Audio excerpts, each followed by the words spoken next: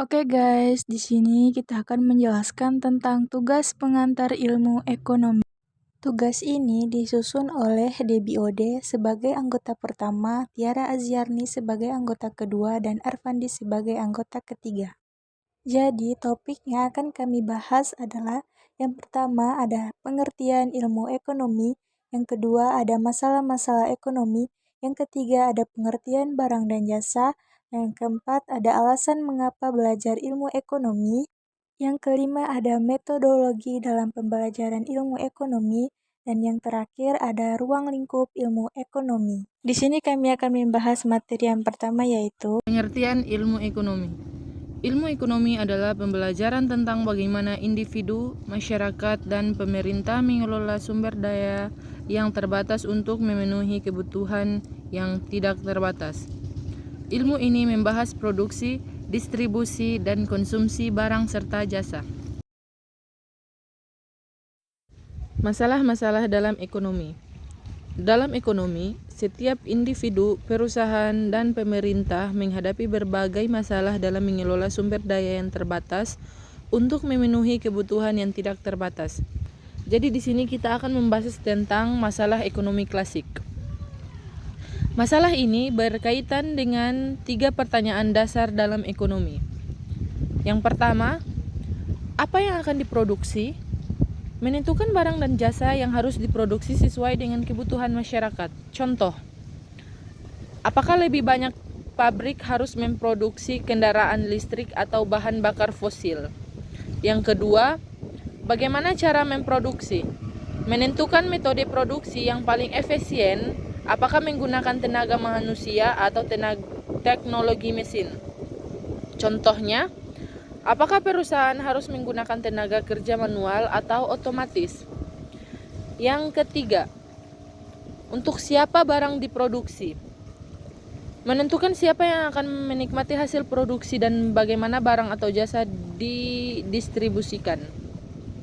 Contoh, apakah layanan kesehatan hanya untuk yang mampu membayar atau harus tersedia bagi semua orang? Selanjutnya adalah pengertian barang dan jasa. Pengertian barang. Jadi, barang itu adalah segala sesuatu yang memiliki bentuk fisik dan dapat digunakan untuk memenuhi kebutuhan manusia, seperti makanan, pakaian, dan kendaraan. Selanjutnya ada pengertian jasa. Jadi, jasa itu adalah segala bentuk layanan atau aktivitas yang diberikan oleh seseorang atau perusahaan untuk memenuhi kebutuhan seperti layanan transportasi, pendidikan, dan juga kesehatan. Selanjutnya ada jenis-jenis barang dalam ekonomi. Di sini jenis-jenis barang dalam ekonomi dibagi menjadi dua, yaitu yang pertama ada barang ekonomi dan barang bebas, yang kedua ada barang berdasarkan proses produksi. Selanjutnya adalah alasan mengapa perlu belajar ilmu ekonomi.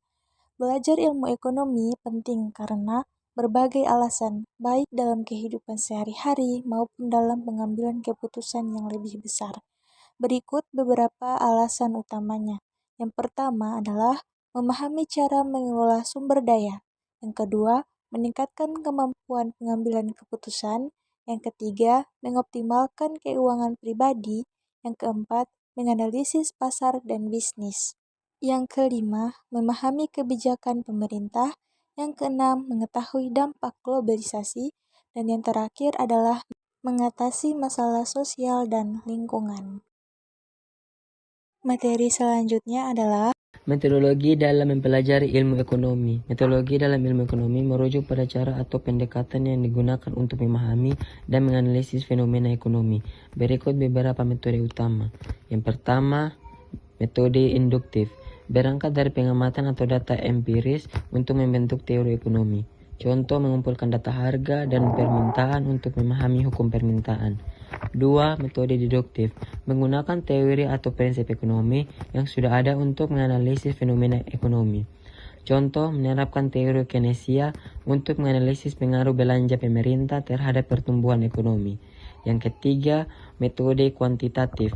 Menggunakan statistik, matematika, dan model ekonometrika untuk menganalisis fenomena ekonomi. Contoh regresi ekometrika untuk memprediksi inflasi terhadap tingkat suku bunga. Yang keempat, metode kualitatif.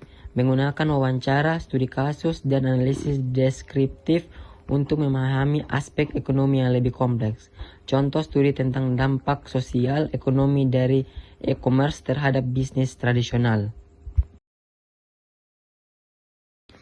Ruang lingkup ilmu ekonomi terbagi menjadi dua. Yang pertama, ekonomi mikro. Mempelajari perilaku individu, rumah tangga, dan perusahaan dalam membentuk keputusan ekonomi.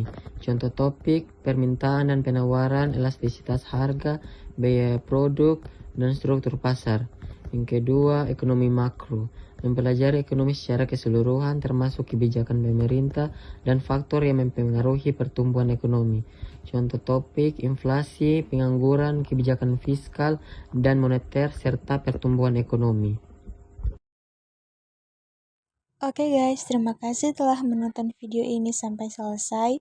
Semoga video ini dapat bermanfaat untuk kita semua. Dan jangan lupa like, comment, and subscribe. Sampai jumpa.